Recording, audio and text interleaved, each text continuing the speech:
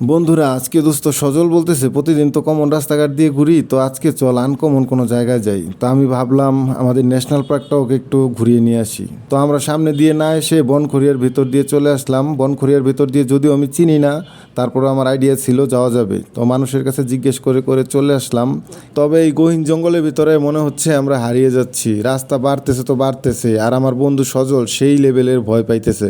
মোবাইলে অলরেডি কোরআন তেলাওয়াত ছেড়ে দিছে। আমি যে ভয় পাইতেছি না তেমনটা না, আমিও ভয় পাইতেছি কিন্তু অল্প। সত্যি কথা বলতে আমি ভাবছিলাম আসলে রাস্তাটুকু একটু হবে, কিন্তু আসলে এত গহীন জঙ্গলের ভিতরে এত রাস্তা হবে আমি কল্পনাও করতে পারি নাই।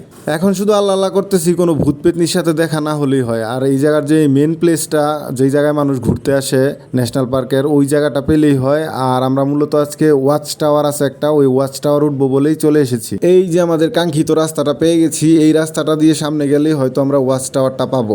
আর বনখড়িয়া দিয়ে আসার পথে আমাদের সাথে দেখা হয়ে গেল কিছু ভদ্রলোকেদের সাথে। আমরা দুর্ভাগ্যবশত কিছু আনতে পারিনি, ওদের জন্য কিছু যদি আনা যেত তাহলে হয়তো ভালো হতো, ওরা একটু খুশি হতো।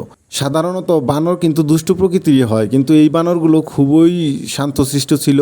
গাড়ি এলে সাইড দিতেছিল, আর আমরাও ভিডিও করতেছিলাম, কোনো প্রকারের দুষ্টুমি করতেছিল না। আমরা তো ভয়ে ছিলাম যে আমাদের মোবাইল নিয়ে আবার কেড়ে নিয়ে যায় নাকি। গাছের উপরে বানর, রাস্তায় বানর, সব জায়গায় বানর দেখা যাইতেছিল।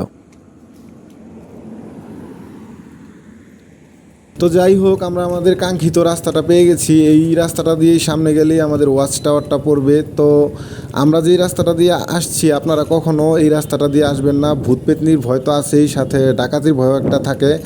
আপনারা ময়মনসিংহ হাইওয়েটা ব্যবহার করবেন। ওই হাইওয়ে দিয়ে গেলেই আপনারা পাশে ন্যাশনাল পার্কের গেটটা পেয়ে যাবেন। এই গেট দিয়ে ঢুকলে আপনারা সম্পূর্ণ নিরাপদ। নিরাপত্তার কথা যখন বলতেছি তখন দেখেন সামনে একটা প্রমাণও চলে আসছে। একজোড়া গার্লফ্রেন্ড বয়ফ্রেন্ড নাকি ওনারা হাজব্যান্ড ওয়াইফই বলতে পারতেছি না, কিন্তু তাদের কোনো ভয় নেই। এই নির্জন এলাকায় তারা কিন্তু নির্ভয়ে হাঁটতেছে। যাক, ওনাদের কথা বাদ দিয়ে আমরা আমাদের মূল সাবজেক্টে চলে আসি। আমাদের মূল সাবজেক্ট কিন্তু আজকে ওই যে ওয়াচ টাওয়ার। ওয়াচ টাওয়ারের কাছাকাছি কিন্তু আমরা প্রায় চলে আসছি। ওয়াচ টাওয়ারের উপর থেকে কিন্তু ন্যাশনাল পার্কটা সেই রকম দেখা যায়, সেই একটা ভিউ আসে। চলেন যাই আমরা আগে ওয়াচ টাওয়ারটা উপভোগ করি।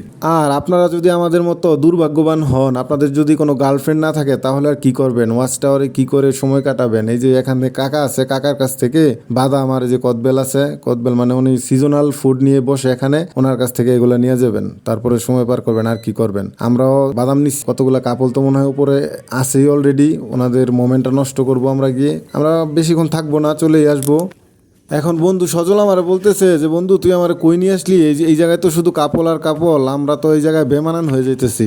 এখন বেমানান হলেও কিছু করার নাই, এটা আসলে সবার জন্যই উন্মুক্ত। আপনারাও যদি আসেন তাহলে সকাল 8টা থেকে হয়তো বিকাল 5টা পর্যন্ত এটা খোলা থাকে।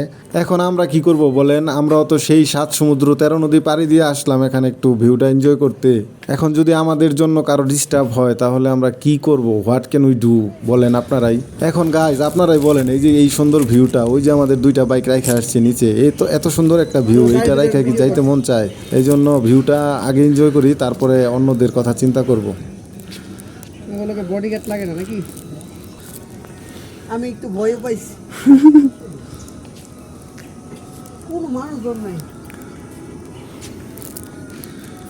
যদি কয় বাইক করতে আইসি দিয়ে আসলাম, ভাই টিয়া দেন, গেটে ঢুকলে 20 টাকা লাগে।